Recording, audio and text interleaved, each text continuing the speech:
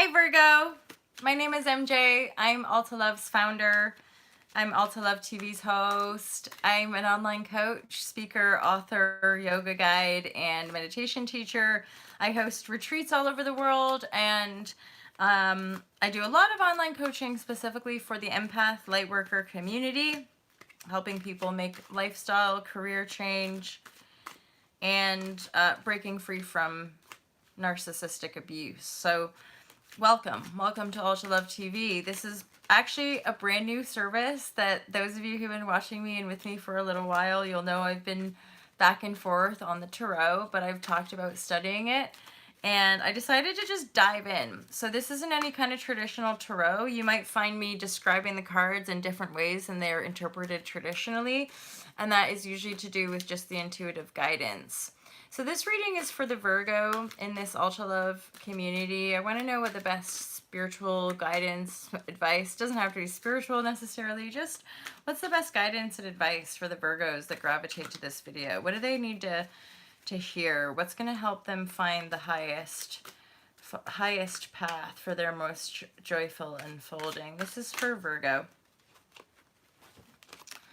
Ooh, Virgo. I'm not going to lie, Virgo. This is the second time.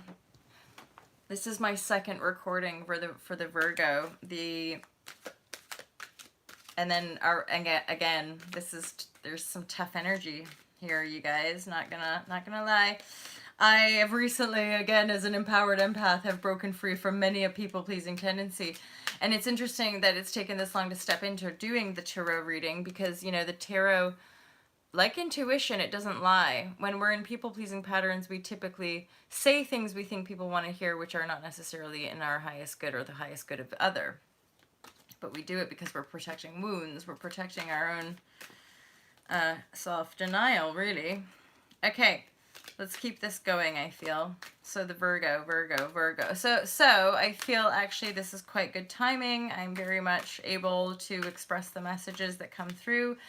And let's all be really real. You know, life isn't always rainbows, cupcakes, and butterflies. Sometimes there's big ugly storms and lightning and predators and just a whole bunch of stuff, which let's be honest, let's just embrace the variety of life and endeavor to be as respectful to ourselves and one another as possible. I think that's like a fair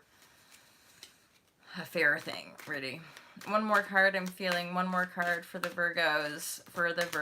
What's the best advice? The Virgos who've just been through oh so much.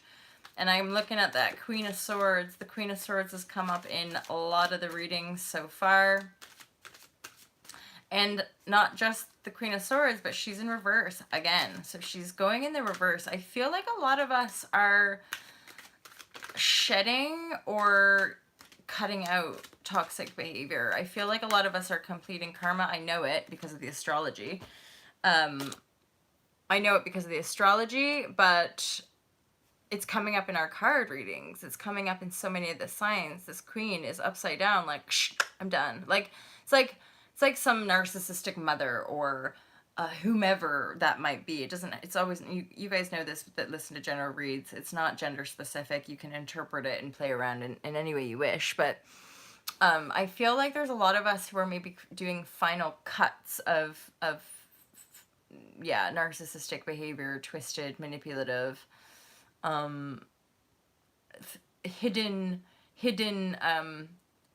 toxicity that we were maybe in denial of, and so that's being cut out. Hence this Queen of Swords, which again I'm talking about an overall energy for this community. There's a lot of us, I believe, that are cutting out toxicity, cutting out people that have no feeling, that just, you know, yada yada. So this Queen's in reverse. This harsh energy is sort of over, behind us, underneath us, you know, like done.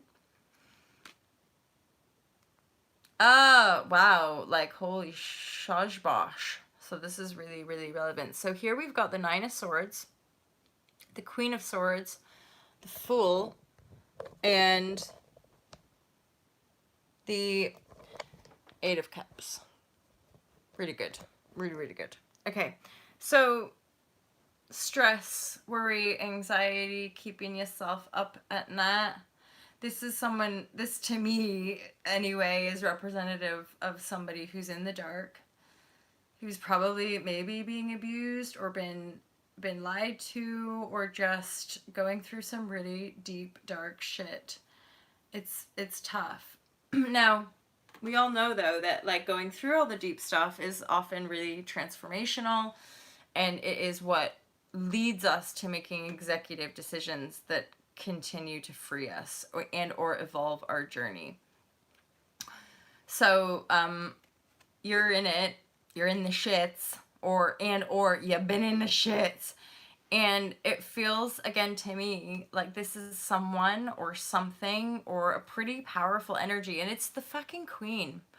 It's not the page. It's not like this little frivolity. The queen to me means like the mother wound. This is like core wound shit. So queen is being cut out, reverse. You know, who needs it? Who needs it? After a while, yeah, we can mourn and we can grieve and we can go through the emotion, but after a while, who fucking needs it, right? Cut it out. Because this is why it's kind of fun.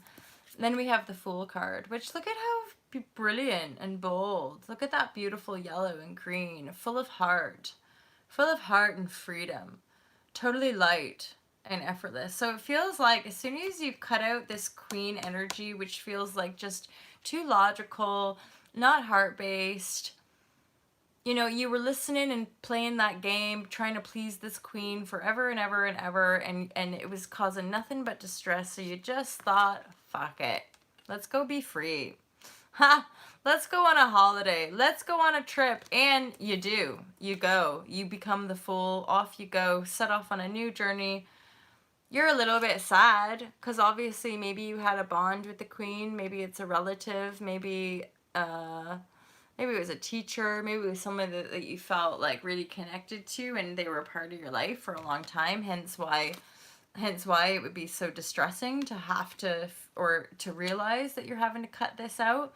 Or it could just be a belief system, it could be a train of thought. But as soon as you become the Fool, you're gonna set off on a new journey. You're gonna just leave the cups behind. Everything that you've built with this Queen of Swords is done. It's been destroyed. You know, it's over now. So it's time for a new beginning. It's time for a new start, and you have everything you need, and everything is there still. You know, if you ever wanted to, you could go back to this half-built or half-created creation, but as it stands, this isn't helpful to you, and so you're going to walk away. You're going to just be the Fool and walk away and deal with the loss, but at the same time, look to new horizons. So that's your read. Virgo, I hope that was useful to you. Feel free to reach out for a little intuitive reading. If you resonated, it might be useful to get some insight.